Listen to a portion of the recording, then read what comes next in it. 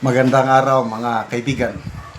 Bigyan natin ng reaction opinion itong post ni Ang Balita Ngayon. Title, Tito Soto, iginiit na mahihina ang kokote ng kanyang mga kritiko sa isyu ng Supreme Court ruling.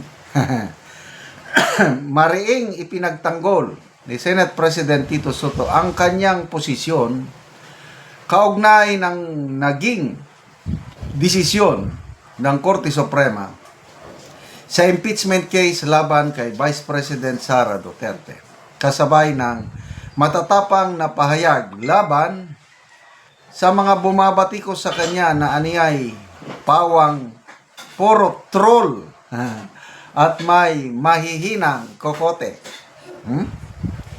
Sa isang panayam sa programa ng veteranong broadcaster na si Montolpo, kung saan nagkataong isa sa mga panauhin ay si former COA COMELEC Commissioner Attorney Rowena Guanzon, sinabi ni Soto na madalas daw siyang tanungin ng kanyang mga kritiko kung ano ang kanyang karapatan magsalita sa usaping legal. Gayon, hindi naman siya abogado o hukom. Tama. Sasabihin nila, anong karapatan ko? Hindi naman ako abogado, hindi naman ako naging judge o whatever. Tignan ninyo ang sinasabi ng mga dating Chief Justice. Tignan ninyo ang sinasabi ng mga matatalino at mga legal luminaries na sinasabi nila, tama si Soto. Ayun. Tama si Soto. Binubuhat niya ang kanyang sariling bangko. Ganon ba yun? In fairness, wala pa akong nabasa na mga statements ng mga legal luminaries. Example, mga dating Supreme Court Justices na nagsasabing mali ang desisyon ng Supreme Court. Wala pa akong nababasa na mga legal luminaries na nagsasabi, tama si Soto. Baka hindi ko lang din nababasa. Oh. Tama daw si Soto eh. Sa parehong diskusyon, tinanong siya ni Attorney Rowena Guanzon kung sino-sino ang mga nagsasabing tama ang kanyang posisyon. Oh. Ito ang tanong ni Guanzon. Sino po ang nagsabi na Chief Justice is Soto? Tama eh. Kung sinasabi niyang may dating Chief Justice, pangalanan niya. Oh. Agad namang tumugon si Soto at pinangalanan ang ilang personalidad na aniyay sumusuporta sa kanyang pananaw. Oh, ito na. Si Renato Puno, si Manolo. Ayan, Renato Puno, tama nga, dating Chief Justice. Manolo Quezon, hindi na, abogado ba ito? Father Ranlio Aquino, sumasangayon sa sinasabi ko. Ngayon, sino ang mga nagsasabing mali ako at nakikialam ako? Puro troll. Ang nagsasabing mali ako ay mga mahihina ang kokote. Nako? So, sorry na lang. Ako kasi, pinupuna ko rin siya na parang, opinion lang niya yun. Kaya lang, hindi ako sang-ayon sa kanyang ano. So, isa ako sa may mahinang kokote. Kaya lang, hindi ako troll. Kayo, kung ayaw nyo kay Tito Soto, mahina rin inyong kokote. Ay, nako. Oh. Ang payag na ito ay lumabas sa gitna ng umiinit na diskurso matapos igiit ni Soto na kailangan umanong pag-aralan o isulong ang charter change kasunod ng desisyon ng Korte Suprema na nagdideklarang unconstitutional ang articles of impeachment laban kay VP Sara Duterte. Well, it does not mean nga kung sinasang-ayunan ka ni ex-Justice Renato Puno, Manolo Quezon, Father Ranquillo Aquino, tama ka na.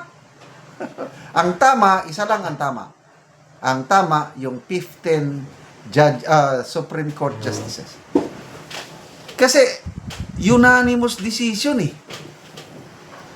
Yung mga ibang legal luminaries, pwede silang magpahayag ng kanilang opinion. But it does not count at all. Ako ito, opinion ko lang din ito. Kay Senator Soto, opinion lang niya yun. Si Ombudsman Boying Rimulya, puros opinion. Kanya-kanya talagang opinion. Kung walang final arbiter, walang final referee pa kung basketball, boxing, magkakagulo ang boxing match, magkakagulo ang basketball o soccer kung walang referee. Nagsalita na ang referee. Tama, bilib ako dito kay Senator Lacson. Even if we agree or disagree, the decision might be just or unjust, fault or faultless. We must respect the decision of the Supreme Court. Ganon lang po. As simple as that. Everything is just an opinion. So, sinabihan tayo ni Senator Soto na mahinang aking kukote, mahinang inyong kukote kung tinututulan nyo na, edi opinion niya yun. But, bahala na. Troll. Oh. Sino ang maraming troll? Ang maraming troll, yung mga nagko-comment pabor sa administrasyong ito. So, ito na, umandar na ang proseso. Nagbotohan na sa Committee on Justice. Sufficient informed yung mga impeachment case laban kay Pangulong Marcos. But, sabi nga ni Greco Belhica, former commissioner ng PACC, drama lang yon. Pinapalabas nila na parang seryoso sila na, ayan, may puruan, kailang opinion ko lang ito. Sa sunod na botohan, yung substance, which is more important, magiging ko na yun, insufficient in substance. So, basura. Ang tunay na impeachment, itong kay BP Sara, tingnan natin kung anong mangyayari. Salamat mga kaibigan sa inyong pagsubaybay sa ating channel. Nakakatulong kayo ng malaki sa tribong talandig ng Bukidnon dahil ang income natin sa channel na ito is pantulong sa tribo. Namimigay tayo ng libreng yeraw at pako para makapagpatayo naman sila ng mas maayos nilang tirahan. Panoorin nyo ang video nito.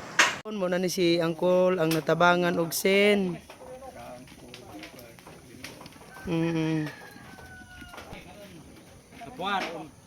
So muna yang balay. So muna ni ang itsura sa balay ni Angkol nga natagaan og sen. So kuan na gyud gatakinding na. Kuan na gyud kaayo. Makita gyud nato nga luoy na gid kaayo ang ilang kahimtang muna ni ang itsura. So gisapaw-sapaw lang nga mga kawayan dayon angero mga kuan na gid kaayo.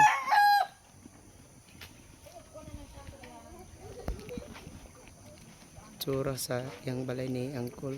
So atong tan-aw dito sa sulod. So muna ni ang itsura sa pagpuyo ilang angkol sa ilang balay. So kini lang gyud. So diri lang sila maka higda kulba. Muna ni ang ilang sulod, higdaan na nila. So kuan lang gyud kaayo. Gamay gyud kaayo. So muna ni ang itsura sa ilang atop dinhi sa sulod. So ang uban mga kawayan lang. Lisod gyud kaayo. So, kini na nga putol-putol na gyud nga yero. O karon kol pila na ni katuig ang imong balay nga inani ng itsura? 12 na ka tuig na akong balay nga dili maayo. 12 na katuig. Oo. Tungod sa kalisod wala ko gid makapalit og sin og wala ko'y nabangi sa Kung wala ka kol natabangan karon so wala gid kay ikato. palit og ako'y tabangi karon og kuan unsa ra day mong trabaho kol? Farmer man. So uma. Mag-uma. Mm. So lisod gud ko lang kwan. So naa pa ka estudyante kol wala na. Wala na. So pila na day kol imong edad? 55 na. 55. So naa pa kay asawa. Ano pa. So lisod gud. Pila ka book day imong anak kol? 5 ra ni ang nadia. Oh, 5 ra. Oh. Laki. Mm. Salamat sa Ginoo nga nagtabang sa sin sa kuha. Oh, salamat kayo kol.